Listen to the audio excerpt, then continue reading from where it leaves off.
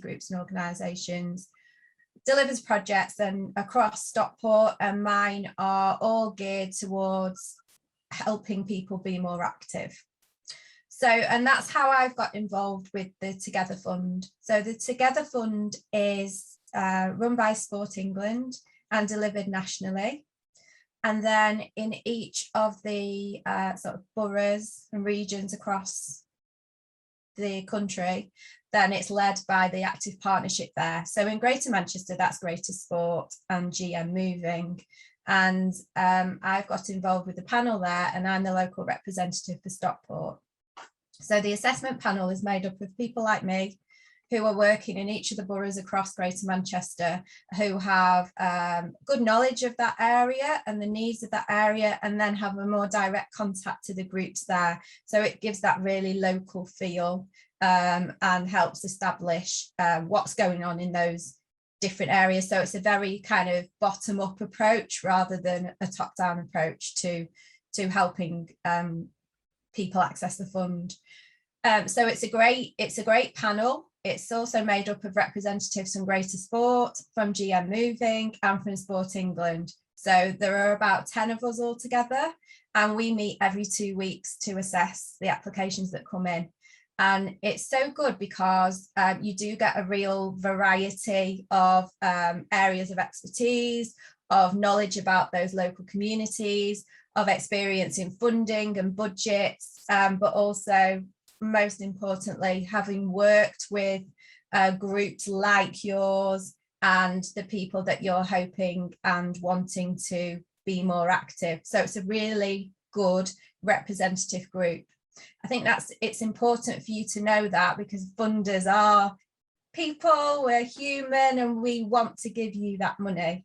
And this is just a perfect example of it. So that's the Together Fund. Just before we go on, has anyone in this group applied or received funding from Together Fund, or as it used to be called, the Tackling Inequality Fund before? No, okay, that's helpful to know. If you can, it's worth saying you can apply for more money, as long as in total you don't go over £10,000. So we do fund continuation of projects or different projects to the same organisations.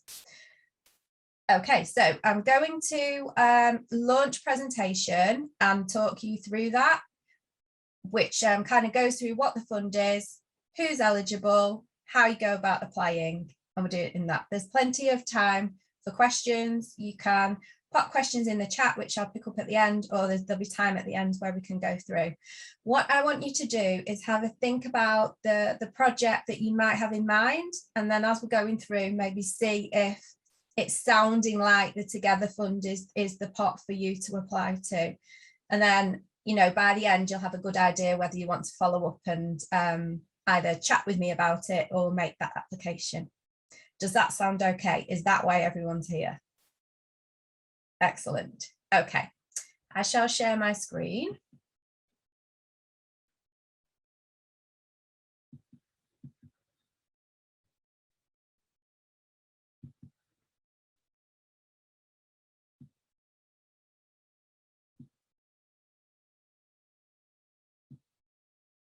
Bear with me. Laura, can you help me with this? It's just saying that it's kind of because I'm the host, it's sort of giving me more options than I would usually have.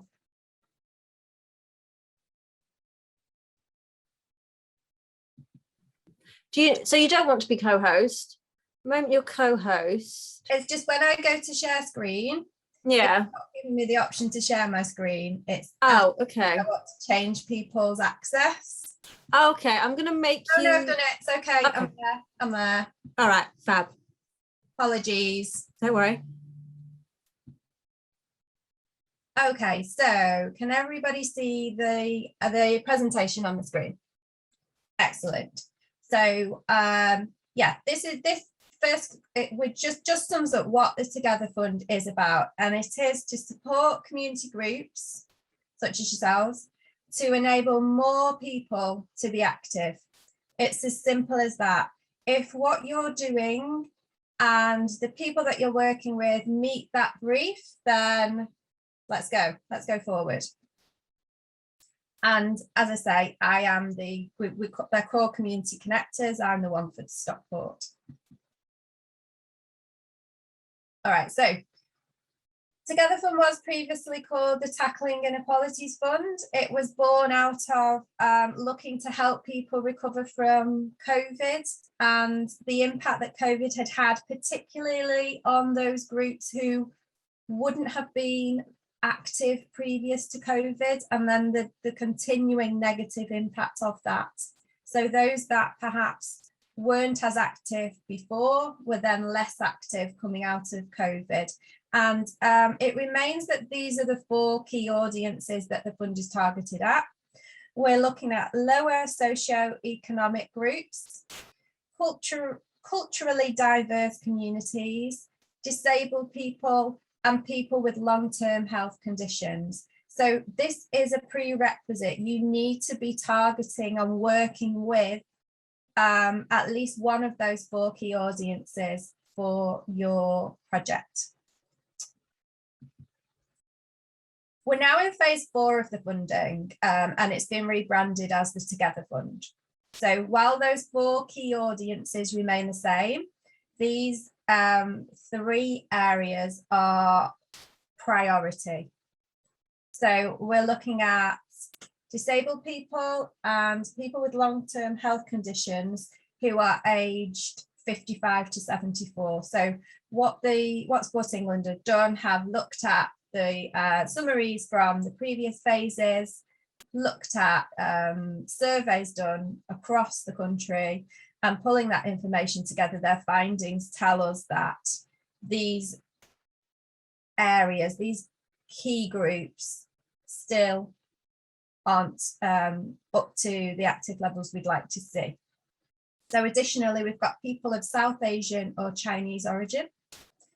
And when it comes to the lower social groups, we're looking at this phase of those that are in the 6 to 8 priority group. If you're not aware of where to get the data on whether the area that you're working in would come under that particular category, then I can pass you some links to, so you can find that out. There are groups across Stockport, areas across Stockport that will apply to. So in terms of the fund itself, it is a large pot of money as a total, and there isn't a deadline for applications. So you can apply anytime. It's been running since the beginning of September, so you can apply anytime that you want to, up to £10,000 for your project. The key things are that the applications are assessed as they come in. So it's a rolling programme. We meet every 2 weeks and we assess all the applications that have come in during that previous 2-week time frame. Unless it's like we tend to meet on a Friday. So if it comes on a Thursday night, you know, obviously we haven't had time to review, but that will get knocked on. So we're generally looking at between, I'd say, 6 and 10 applications in that meeting slot. So we do get lots in. And these are ones that have already been through a kind of a sifting process, or they've been given guidance from Imogen, who is our project lead. She's the project support lead, so she will have had to and fro conversations with the groups to say, right, perhaps you need to go back and put a bit more detail on this. Do you want to hang back and submit it next time? So the ones that come to us are in quite a fit state to assess whether we're going to fund or not. And then the other key thing to remember is that any of the projects in this phase must be delivered by the end of March 2023. We do see a lot of applications where they will have planned a project across 12 months, but that's not going to work for this fund. We wouldn't go back and say, no, the project's too long, you can't have the funding. What we'd ask you to do is look at whether that project or a good deal of it can be delivered by March, and you'd be asked to adjust your budget to represent that. So those are the key elements of that.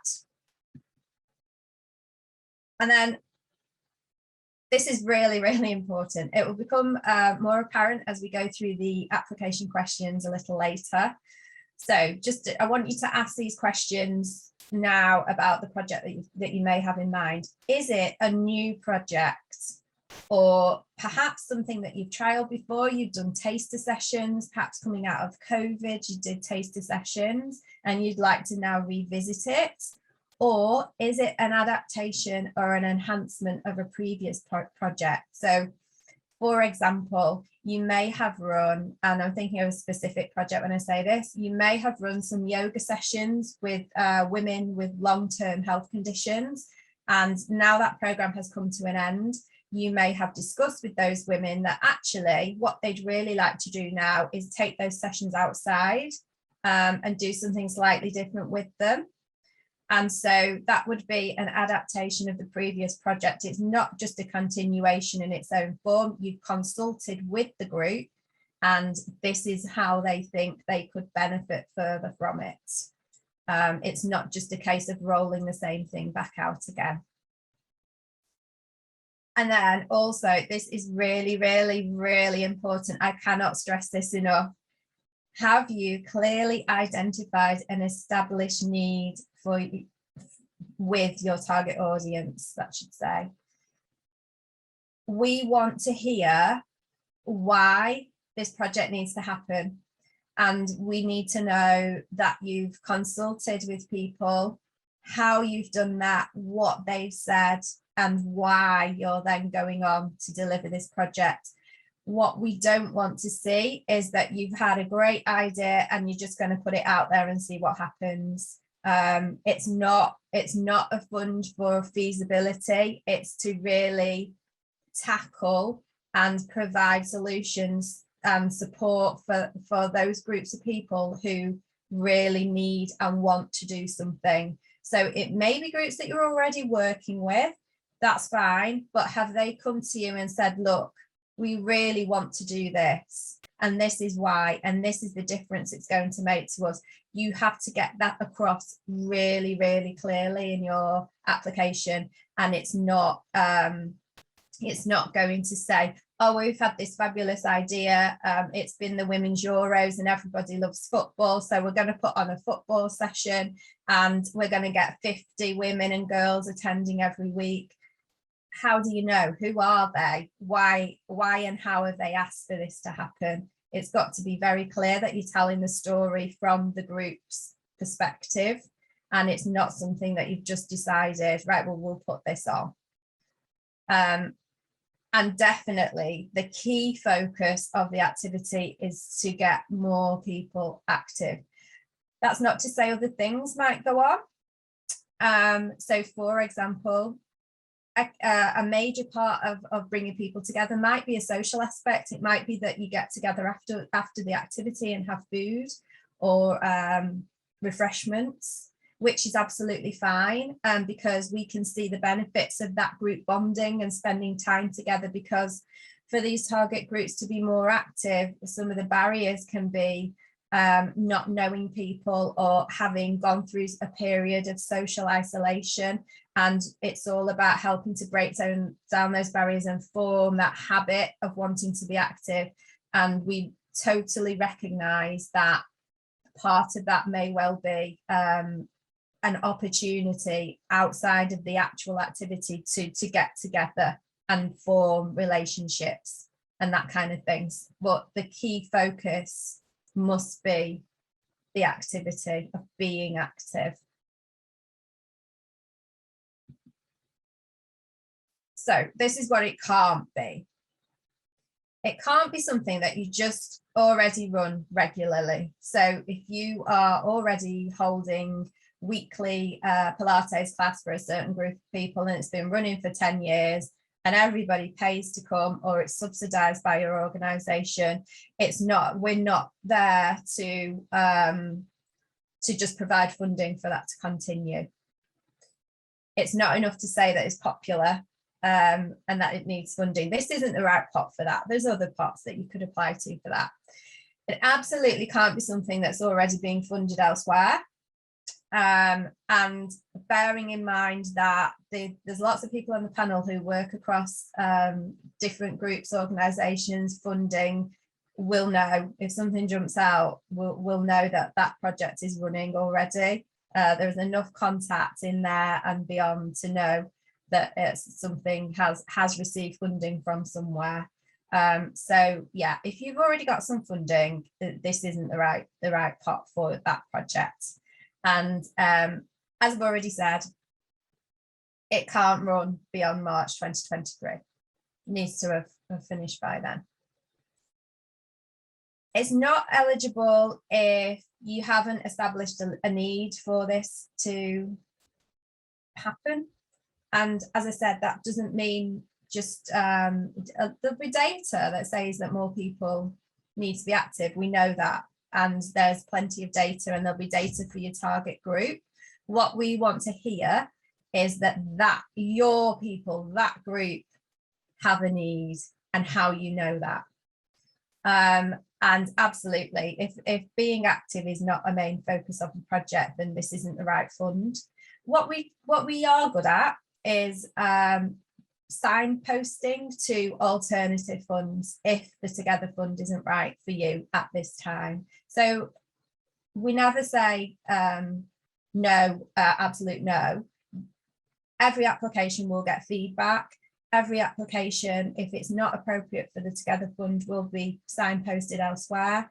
We even go back and suggest to people they might want to apply for more money because what they're planning to do is brilliant, and have they thought about whether they need this or that? So it's a great fund in that you get there's a lot of two-way conversation around your project.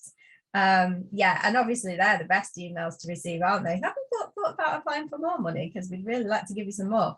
And that hardly ever happens. But yes, it's not just it's never just a no, you've not met our needs. So there are a lot of applications that are kind of pending. They've not yet been approved because there's a little bit of work to be done, but all the groups are supported with that to make sure that, you know, they have the best opportunity to get their project going. So key question, what can be funded? Lots of things can be funded, and there are very few things that can't be. So a major item would be your project staffing costs.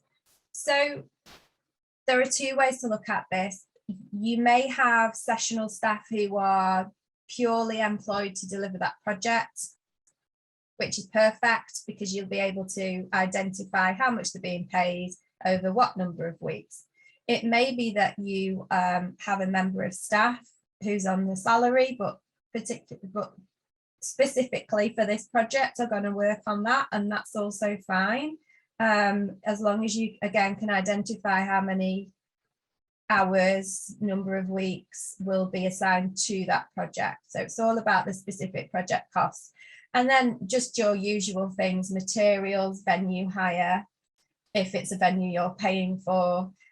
You may need some marketing materials, and it may be that your project includes an element of staff training which is specific to that project, or indeed that the beneficiaries of the project will receive training or a qualification.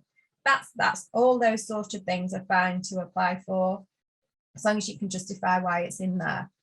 I've put equipment as a possibly, because it's not, you can't just apply for whatever you want. So some examples that have come up recently have included a laptop, and we had quite a lot of questions over this, like why was this laptop needed specifically for this project? And that is obviously quite difficult to justify.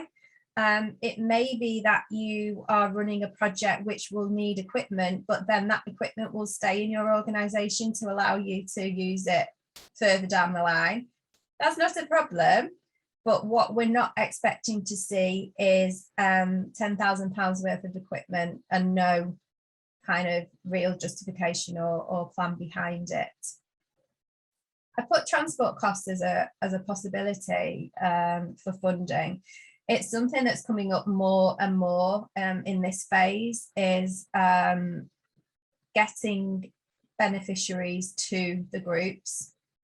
And we're not against that idea, but it is done on a case-by-case scenario. So it might be that, in order for, you've got 20 participants and 10 of them need to get the bus to get there. And so you want to fund a bus pass for that. And that's the kind of information we would need. We would obviously look to you having exhausted all options to get to a stage where you need to be paying for taxis or anything like that. What we will not do is there's no money anywhere to fund a purchase of a minibus. We were asked a few times. I'd love to say there were some community minibuses around, and if you know of any, we'd love to hear about them. But that's just not possible in this fund. Again, Anna, yeah.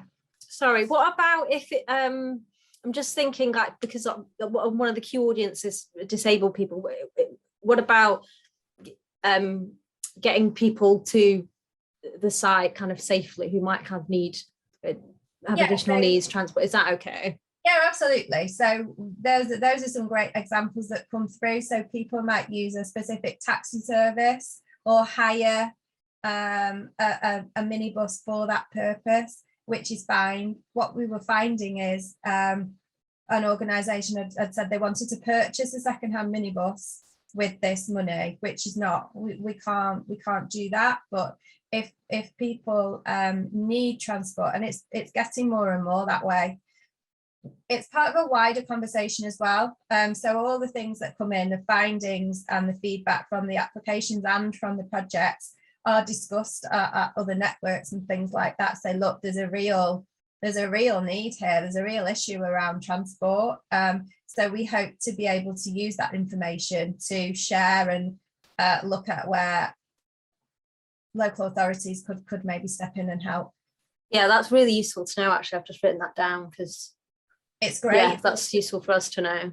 The panel is so great for listening and for sharing findings, and just to let people know that, the more information that you put in there and explain that there's a real need, we can pass that on, and decisions can hopefully be made elsewhere on what's needed. And transport is a massive issue across the whole of Greater Manchester, not just Stockport. Yeah, I'll speak to Joe about that, and just so we're kind of in the loop. But yeah, definitely. Anything you've got, there are very few community transport schemes around. You'd think Stockport's quite good for that, but other places aren't. So the more information we have, the better, really, because it is something that I think down the line GreaterSport and GM Moving will want to try and tackle for definite. And obviously it's a barrier for people to get out and be more active if they can't get to the venue in the first place. And then definite knows all your general organisation running costs. So what you've got to think about is, would you still be there if this project wasn't going ahead? And you're running your community groups, they're still happening. So the fund is for your project. It's not to cover your general day-to-day running costs, I'm afraid. And also it's not for capital expenditure. It's not about buildings and that kind of thing. It is for delivery of the project. Yeah, so just a reminder, the cost that you put in your budget just need to be relevant to the project. Just as an aside on that slightly, it might be that you pay an annual fee for your website. Now, if you're going to need to use your website or use an element of your website for people to log in to find out what's going on, to keep up to date, it may be that you apply for a proportion of that annual fee, because without it, people aren't going to know what you're doing. If that's the case, then just put in a proportion for the length of time of your project. So even if it's like 10% of your annual website hosting fee, then that would make sense to us, because we can see that you're your organisation needs to be visible, and that's where you've put all your information about your project. And so that's a really fair thing to talk about. And just go into detail on it and why it's needed, and how the fund can help to make sure that happens. Okay, so it's really easy to apply to the Together Fund, and these are the ways that are most popular to do so. A Word document, we do ask for no more than 2 sides of A4, which might not seem like a lot, but it's plenty for you to just talk about what you're doing, and that's without the project budget, which is a separate document. You can write from the heart, right from you. We're not looking for a professional application. We just want the easiest way for you to get across what your project is, why you want to do it, who it's helping, and how it's going to make a difference. And if that's just you free writing for 2 sides of A4, that's fine, as long as you're covering the detail. It might be that you do that first and then revisit it, you know, just get it all down there, then have a think. Have I answered the questions? Do it that way. You might prefer, it's certainly not something I would want to do, but you might prefer to just do a video and talk about your project, show us around your organisation, get some of those sunshine people in your organisation to tell their story and how this is going to make a difference to them. We love the videos, they're great. All I would say with that is you'd still need to drill down into the detail, as long as you're answering those questions, because it won't always be apparent in a video. But if that's how you want to do it, you might even just want to leave a really long voice message about what you're trying to do, how you're going to achieve it. You know, primarily think about how you like to work and how you think is best to demonstrate what your organisation is trying to do. You can use photos if you want to. So really sell your story and how we can connect. We really want to hear about the people. So as it says there, both options do need to answer these key questions, because they're the questions that we ask ourselves in, do we know enough about this project in order to say whether we can fund it or not. So they're answering the same questions, and you do need to include your project budget with there. So does anyone have any questions so far before we move on to the application form? No, okay, that's fine.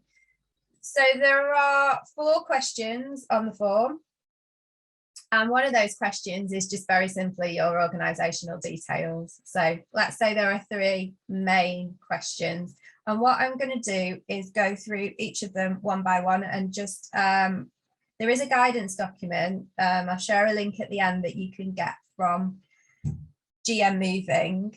But I'm just going to go into a little bit more detail if you want to make some notes on it. So number 1, what is the purpose of your project? Who needs it and how will they benefit? Who are these people? Tell us all about it. So I want to know who they are, where your project is being delivered. Let us get a really good picture of who your project is going to help. This is where a video could be really helpful if that's what you wanted to do, but just paint a picture of who you've spoken to, who you've consulted with, and how they are going to benefit. So tell us all about you. And it's just an introduction to your community. What brings them together, what need are you addressing, etc., etc. If you've got examples, a good thing to put in here, if you've got examples of your target group and they've already attended perhaps some activities that you've put on before, use testimonials as well in this part, and just talk about how they really benefited and how it's come about that they've identified that they want to continue and this is what they want to do. So talk about them, use case studies, use their own words. It could just be some quotes where they've said how they felt about it. So it's just a great opportunity for us to get to know the people that you're working with. And because you've already established a need for your project, it's not going to be difficult for you to get those people, because this isn't just a feasibility. This sounds like a great idea. Let's go out and get the people. At this point, you should already have in mind your group of people, whether it be 5 people, 15 people, 20 people plus. You should know who they are. And that's an important point to make, is that this fund is not about numbers through the door. It's not about bums on seats. It's about how you are identifying and really tackling an established need. That could make a difference to just 5 people, but it's the difference that's important. So alarm bells ring if I receive an application that says we're going to reach 100 people and we're going to do this, that and the other. Well, who are they? Who are these 100 people? And that's the question you'll get back, is who are they? Where are they from? Why do they need you? So this is really important to set the scene. And then the second question, what do you want to do, is all about your activity. So what is your activity? How often is it going to happen? What's going to happen during that time? All the different elements of it. As I've said, if you're being active but also incorporating a social aspect to that, that's fine. Get it all down. Tell us what you want to do in detail. How many people are going to come?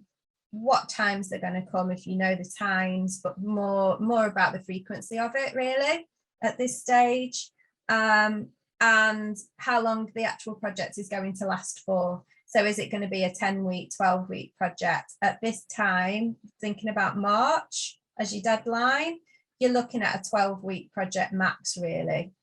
So have a think about that and what's going to happen. What's going to happen? Is it going to be in different phases? Are they going to do something until this? And then what's going to happen in the final week, if that's how it works? If it's just a straightforward, so they're going to do this activity, they're going to do the same activity for the 12 weeks, that's fine. Just get it down there.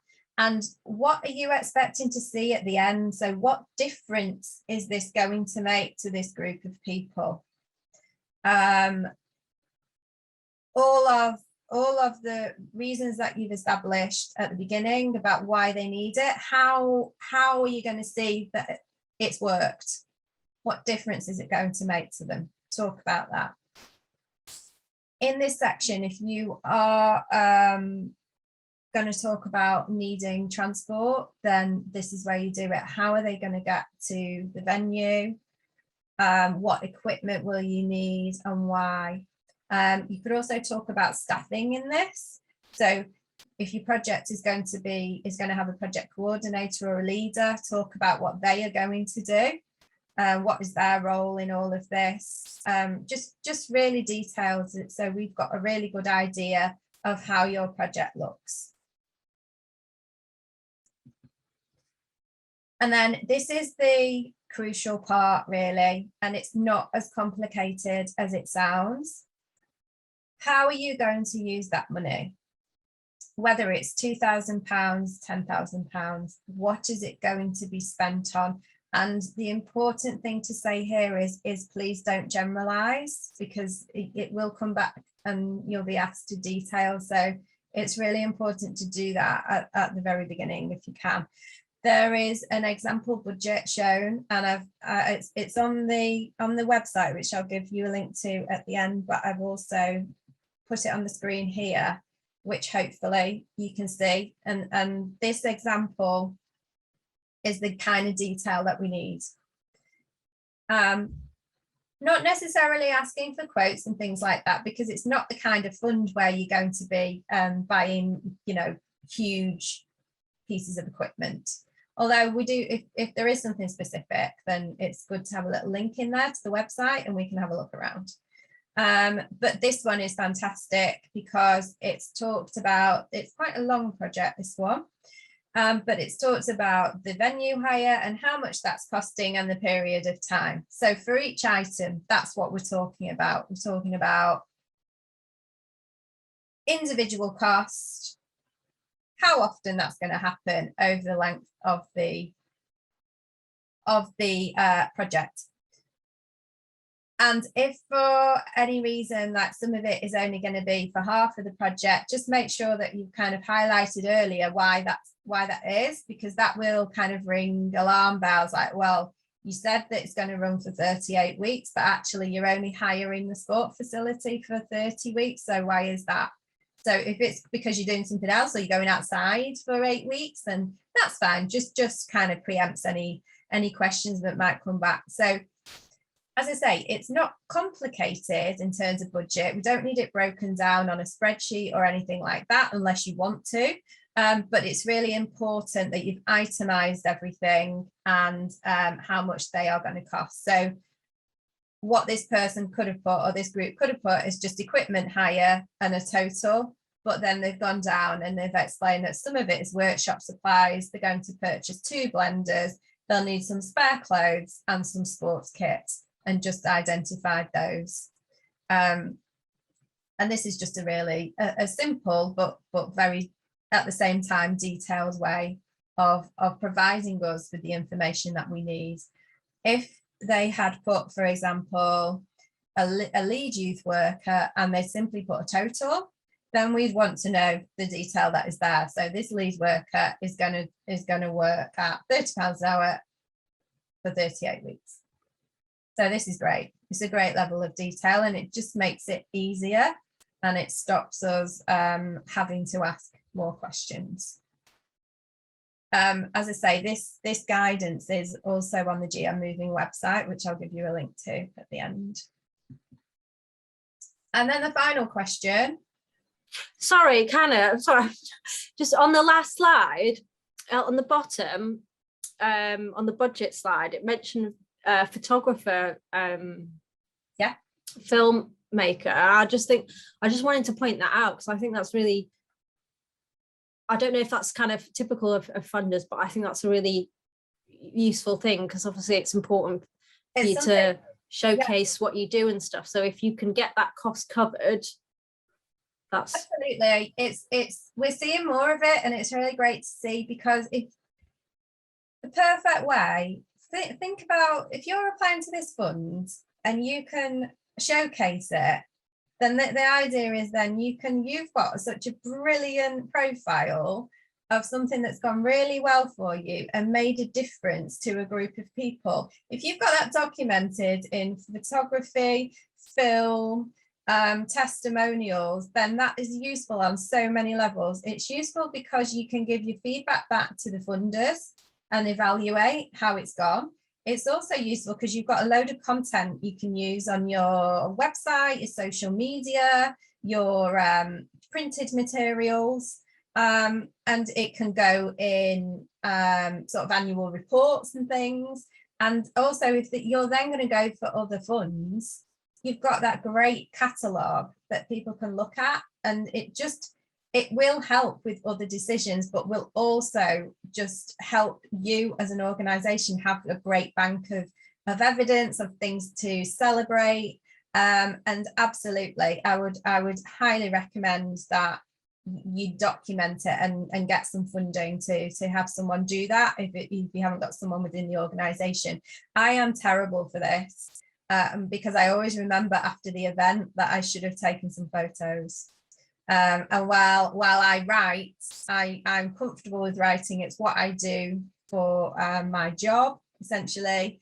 Then it's always better if you've got some photos or some footage that people can look at. So yeah, absolutely, Laura. I'm glad you pointed that out, because it's something that's often missed, and it answers a lot of questions. It helps the funders out. So when we share the success stories from this phase, we'll be looking for photos ideally and short videos. So it's just a great way of showcasing. You can use it for future funding bids as well. Okay, and then the final question on the application is this detail about your organisation, which may sound like a silly question, but it's important that you have it on there. And it's as simple as that. Just put a note at the bottom saying who you are. If you have a charity number or a company's house number, pop it on there, and then links to where we can find out more about you if we needed to. Which is always helpful, the more, because we do research and we do like to have a good picture of the applicant before it comes to panel, and we can see how engaged you are with your community, and you know, just get a better understanding of where you're coming from. So it's not all about what you write on the form, it's just having that picture of how you're going to deliver, and we want to get to know you the best that we can. One of the things that I've not covered actually, which may come in useful here, is you need to have a bank account for the funding to be paid into, and it can't be a personal bank account. Now, we are aware that not all community groups, particularly if they're not groups with a constitution, might not have a specific bank account for that group. That does not mean you cannot apply to this fund. There are two things that we can do. One is you might contact another organisation that you know who will be willing to host the funding for you in their own bank account. As long as it's a community organisation and you've got an agreement to do that, then that's fine. The downside of that, or something to be aware of, is that because that organisation would be hosting the money, that counts as an application from them. So they could, if they've applied for £10,000 for you, they then can't apply for them because the money has actually gone to them. That maybe sounds more complicated than it needs to. However, if that is a situation that you may find yourselves in, then just talk to us. The other route is if you are in that situation, but you don't know anyone, you don't know another group that you could approach to do that for you, then tell the panel and we can look at routes for you. I don't know, Laura, is that something that Sector 3 look at, sort of? Is there an area across Sector 3 that looks at the issues around hosting funds for organisations? Yeah, I mean, I know that Joe will kind of have more of an understanding of that. We have had, when we've kind of given out funding before, we have had people who don't have community groups, who don't have their own bank account, and therefore someone else is hosting it for them. So yeah, if you're kind of worried about that, you can kind of speak to kind of Kira about that, or come to us, and you know, we can always find someone for you who is happy to host the funding for you, who know that they're not going to be applying to this fund, you know, perhaps a completely different type of organization. So yeah, it's worth, if you're worried about that, it's worth kind of reaching out to us. Definitely, thank you. Yeah, and it's not as unusual as it sounds, because you know, the great thing about this fund and the great thing is about community groups is that they're getting on and doing it, and don't need to there can be bureaucracy that goes around it, and we wouldn't ever think, and particularly we're finding in culturally diverse communities that way of working just doesn't suit with the tradition of the culture, and this is where hosting organizations can come in really helpful. And whereas with it, so for example, with the National Lottery Community Fund, that's not something you'd be able to do. It's got to be in your name and your bank account. So this method does lift a barrier, which is quite apparent. It may or may not apply to the groups here today, but it's certainly something that we're seeing coming through, and it just means we can help more people. Okay, so that's the organisation information. And then it's a case of submitting your application. As I said before, there isn't a deadline, it's a rolling application. So although there is a limit on the actual pot itself, and we're about 2/3 of the way through the spend, and we're hoping that we will ideally have handed out all the funding before Christmas. That's the way it's going at the moment. So I would recommend that if this is a fund that you're thinking of applying to, yeah, get going on it. How can I help you? Right, so share your application with me, share your thoughts, share your ideas. We can meet up, we can have a telephone or a Zoom chat, and I can just help you. I can help you in a number of ways. I can read what you've done and come back to you and suggest, yeah, that's good to go, or okay, so we need to really focus on this. I would look at that from two perspectives. One, from sort of my specialism in writing funding bids, but equally I'm looking at this from, if that came to me on the panel, what would be the questions that I have? And what we want to do is get in a stage where when that goes through to the panel, we've answered all those questions, and then it's just for the panel to make a decision as to whether to fund or not. So let's tidy that up beforehand, and I'm happy to spend time with you on that if that's what you want to do. And then equally, you might email or contact Imogen at GreaterSport. So she's the project lead, but again, there will be quite a lot of toing and froing with that, and Imogen will be asking you the same sort of questions. I think the benefit of going through a community connector is, though, because they're from your locality, they'll hopefully understand your area, your location that you're talking about, and the challenges that are specific to Stockport or areas of Stockport. But actually, you know, there's no difference. It's not it's as equal if you go to Imogen first. But ideally for me, the ideal scenario would that be when you send your application to Imogen, that's it in its final ready to go stage. And that counts for videos, written applications, however you want to do it. I'm happy to talk with you about what you're planning and whether the fund is appropriate and how we get that application in nice ship-shape condition. Probably what would be the case is when it came to panel, I would have to declare an interest and potentially step out for those applications. But that's fine. We've got a panel, as I say, of about 10. We don't always all attend everything, but we usually have at least 6 or 7 from the communities.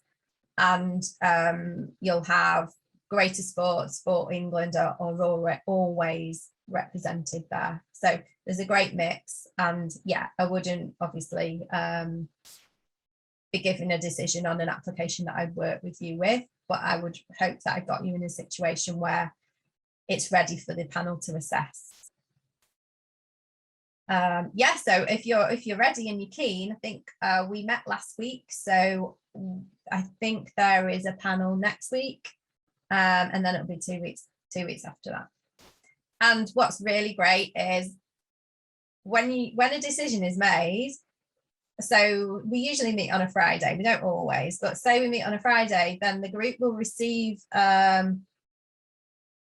decision on the Monday or the Tuesday. And it's a very quick process. It goes to Sport England approve it, and you've got your money within sort of a week. So it is really fast. The decision making is fast. The process after it is fast, and the money's in your bank account ready for you to go. So it's really good that way. The processes are really good. All right. So at this stage, can I help you with any specific questions about the fund, about what you've heard, about perhaps a niggle about your own projects? I've got a question. What about sustainability? Obviously, conscious that March 2023, a 12-week project, often funders want to know, that's great, you've made a difference to those people, those individuals, but what happens, what are you going to do after March 2023? What happens in April? Do those people go back to being less active? do we need to look for funding elsewhere? What's the kind of view that the panel take on that? Absolutely, we want to know about sustainability. So we would expect this funding to kickstart what you're doing. Yeah. So through your evaluation of how it's made a difference, we'd want you to be saying, right, so when we get to the end of the project, this is how we intend to evaluate it. This is what we're doing about raising funding for the next stage, etc., etc. And the different ways that you might go about that. So yes, it's a really good question.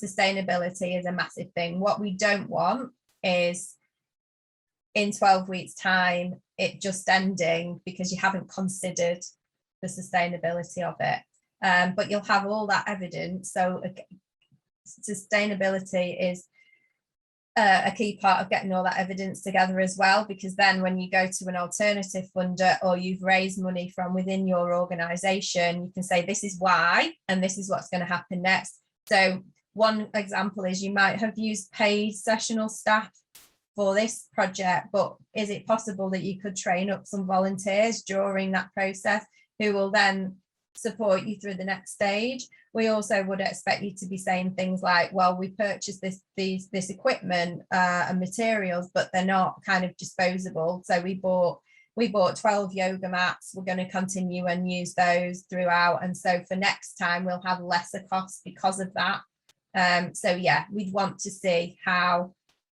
when you get to the end of this phase, how it's going to look and how you're going to make sure it's sustainable for the next. What we don't want is people to come back in 12 weeks with the same project and out of the box and say, right, now we need money for the next 12 weeks. So how have you thought about that? I suppose the other option is that you have a pathway to something else that those people could move on to because they've done a little bit of exercise. It could be that you've got, say, something running in the winter, which is indoors, and obviously in April, weather might get better, so you could do something different potentially and have another stage of the project afterwards. Absolutely, that's a great example of top-up funding. So yeah, you might have something over the winter. Your project over the winter may well have been a series of taster sessions to identify what people like the best. And then when it comes to the summer and they're more confident about A, doing any activity, and B, spending time in that group, then that group might want to go on and try something different, and that's fine. And that's a great example of a follow-on project. I've seen a few come that way. The important thing to remember, I mean, we're hoping that the Together Fund will continue. The important thing to remember is that the total amount of money can't go above the 10,000. So if you've received, say, 5,000 in this phase, you'd only be able to apply for another 5,000 in the next phase. But yes, that's what comes back to kind of adjusting, enhancing, adapting your project to suit the group. And it's come from the group that because of what they've learned, because of the confidence that they've gained, they now want to go on and do this. Does anyone else have a question?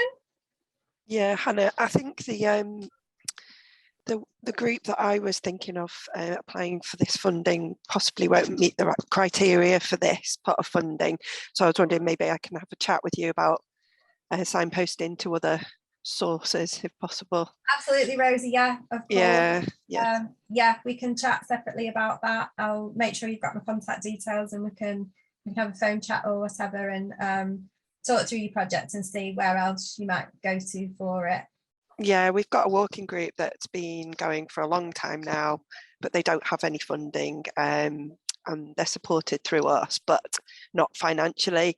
So I'm guessing it's not really this pot of funding that would help that. It's the older age group. Right. But it's not ringing alarm bells so far. Oh, isn't it? Oh, well, it wouldn't finish by March. That's the only thing. It's a long-standing walking group that keeps going. They do 3 walks a week, so it's not something that would finish. But it is the older age group. It's most of the members are over 70.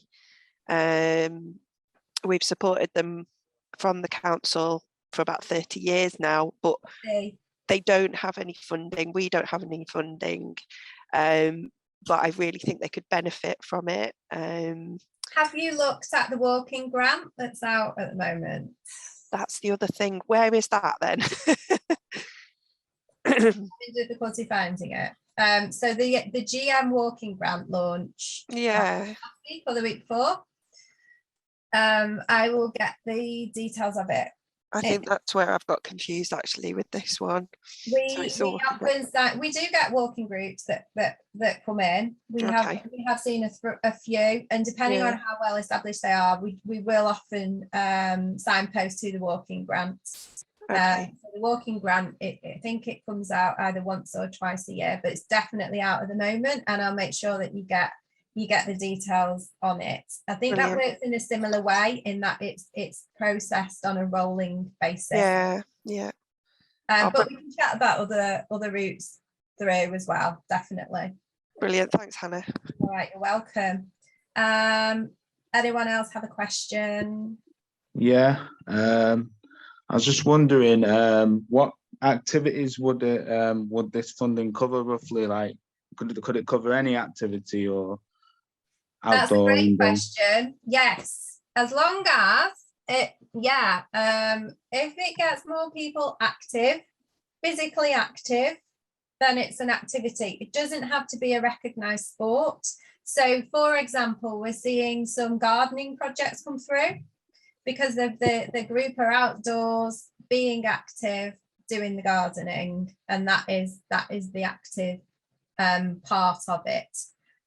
It could be walking, it could be more sort of traditional things like yoga, football, running, walking.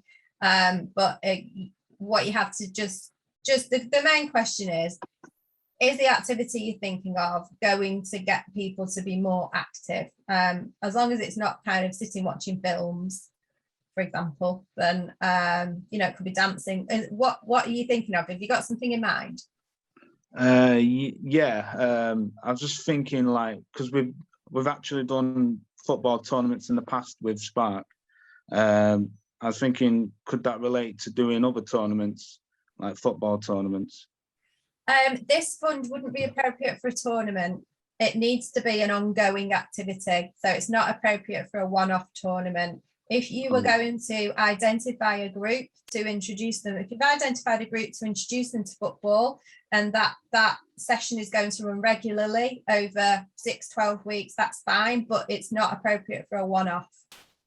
Oh, right. So it's it would be ongoing tournaments then in the future, or just ongoing? Not a series of tournaments, but a series of regular activities. So what we would see as a viable project would be where that target group of people that you've already identified wanted to perhaps do football every week for 6 weeks or 12 weeks, and what difference. The idea is that you're building up that regular activity, but a tournament would be seen as a one-off event.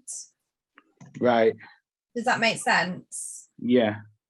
So yeah, you're looking to build their regular activity with the idea that at the end of it, like Lynn was saying, then they feel more confident and want to continue perhaps in a slightly different way or from some different funding, but it's building up that sustained activity so that it makes a real difference to them physically and mentally, and it builds up a new habit. So a tournament wouldn't be appropriate for this fund because it is a one-off event.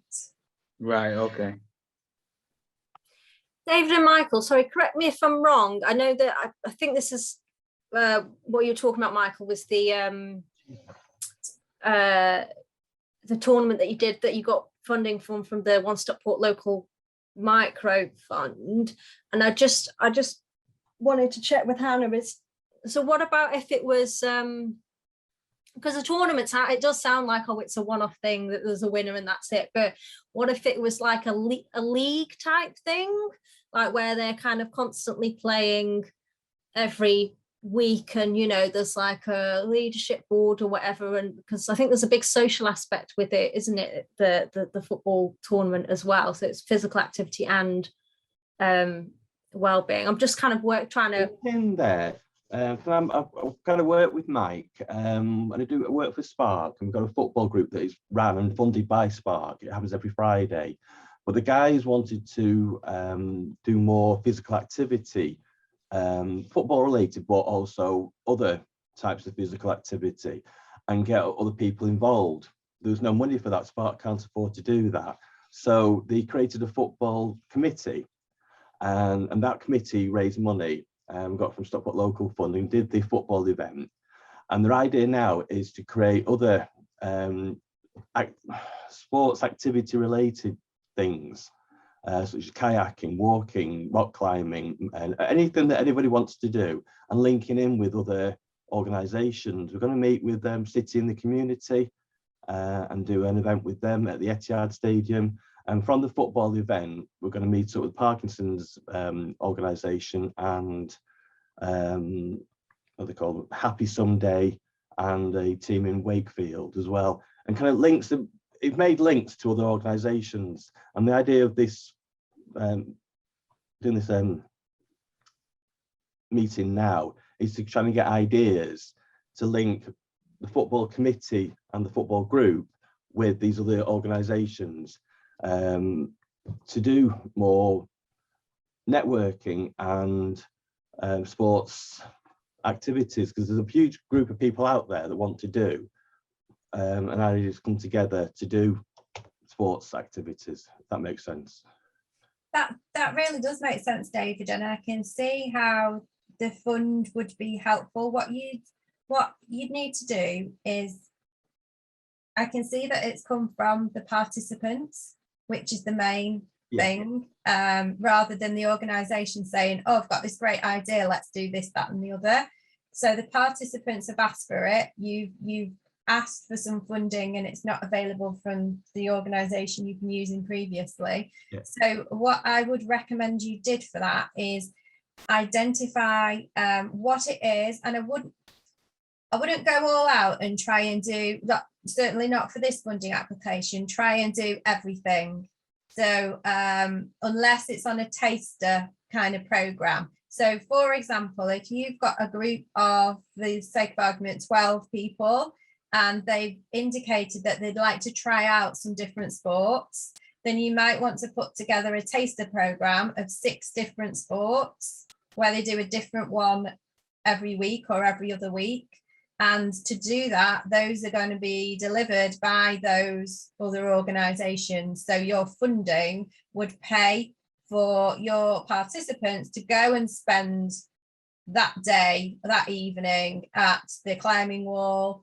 The next time they're going to go and do some kayaking. The next time they're going to go and do some archery or whatever it is. But so what you've demonstrated is who you're going to work with, how much it's going to cost to deliver that, and what you're hoping to get from the end of it. So you've established a need because it's what they've asked for. So you're going to deliver this, but what are you hoping to see at the end of it? How is it going to help them? So it's going to help them socially.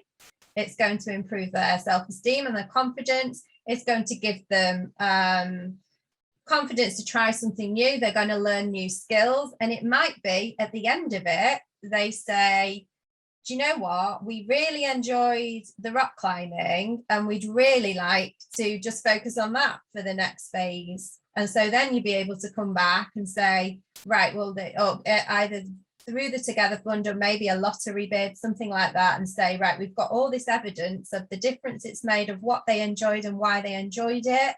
And we'd really like to put on now a programme of 6 months where we go rock climbing. So just as an example. So I think you've started it in the right way because you've established that need, and it's about finding out who can help you put together a program. If that sounds like too much, you might even, if it's particularly one activity they're keen on, you might come to the fund and say, we want to do this activity for 6-10 weeks. This is why, this is what people have said, and this is how much it's going to cost.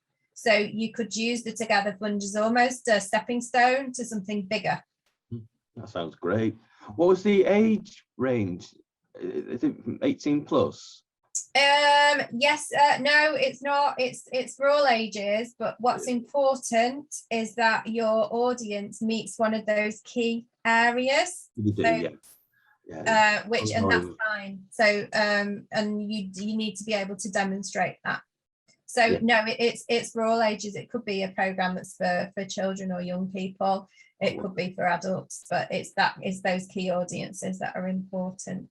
That's fantastic. It was really useful today. Thank you.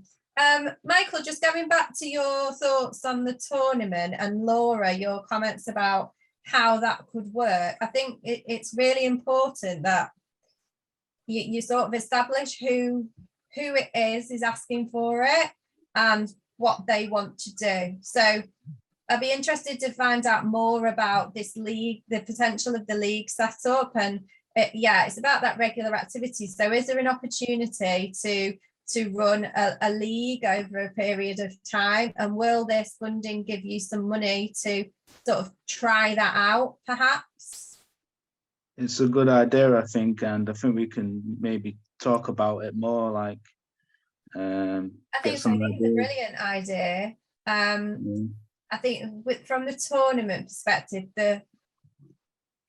it needs to be more regular activity for this particular pot of money. So I think using your kind of your experience and your expertise and the contacts you've made from the tournament so far, you could be chatting with those people and saying, right, well, actually, we'd love to do this more regularly. And what we're thinking of is holding like a local district league, and that there's lots of opportunities there. And I actually think that there'd be lots of other funders who'd be interested in seeing how that went on and what the next stages were. It may be that it needs a bigger pot, but you could potentially try it out through the Together Fund, and then you've got a great case study to put forward to lottery or something bigger. Hannah, would you be able to find out what other funding pots that are out there to help sustain if we do establish a league? Yes, that's kind of something that I do for the sector. So yes, but what I will do, there's two things that I do from today. I'll make sure, in fact, the next slide has my contact details on it. That's the website for the actual Together Fund from GM Moving. And I'll ask Laura if she can share these sort of direct links after the event as well. And that tells you everything that I've said. It has some additional support guidance and the actual application form and the questions on there. And then, oh, where's that gone? Okay, sorry. I thought I had another slide that had my contact details on it. But I will, again, I'll ask Laura to share them.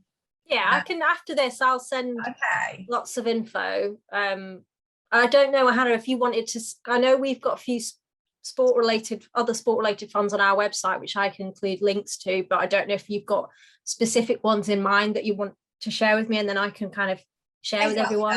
Exactly that. So if I sort of add to that, and I'd always say that Sector 3's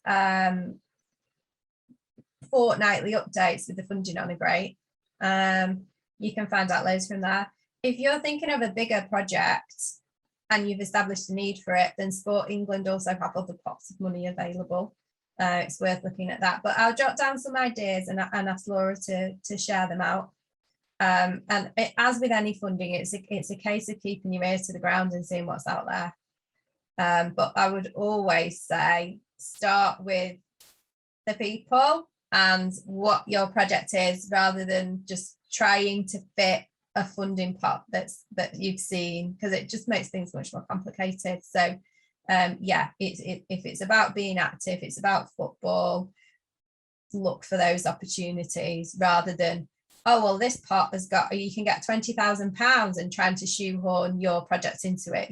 You'll get think about where the funders are coming from. If you're applying for a sport fund, you're going to get people on the panel who are interested in sport and interested in hearing what you've got to say. Whereas if you're applying for something more general, you're going to get a whole range of people who, some of them might be interested in football and some might not. So always go for the specialist ones if you can. Or look, again, but that's why Stockport Local Fund and those kind of things are great, because they understand Stockport. So those would be my two things: is go for the for the sort of the subject area, but also the more local you can make it, the better, because you get representatives from where you are. Okay, does anyone else want to ask anything? Gina, are you okay? I know that you came a bit late, so I just wanted to check. I'll send the slides out after this, and obviously this has been recorded, so you can watch it back fully. But just checking, are you okay with everything? Hi everyone. Hi Laura. Yes, I'm fine, thank you. I missed a bit, I think, at the beginning, but then yeah, I have a question, Hannah. We have our women group, Culture Bridge Women Group. We've been in lots of activities during the last 4 years, mostly art and culture activities. But I think a couple of times we did walking and yoga sessions.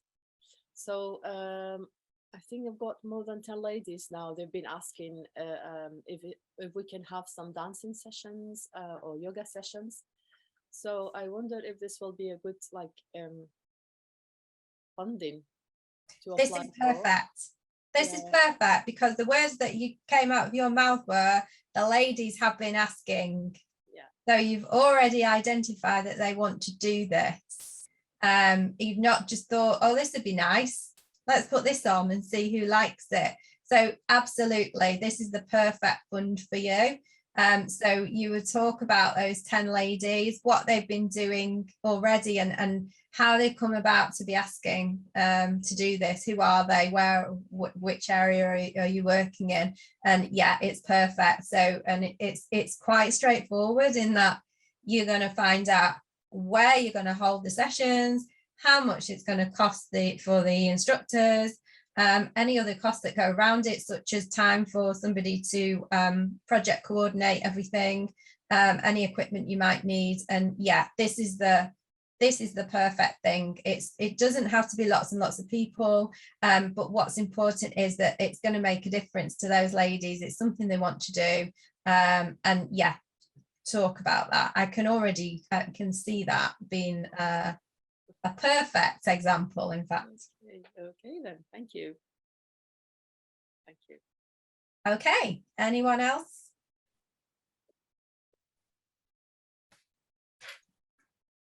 Cool, I think that's it.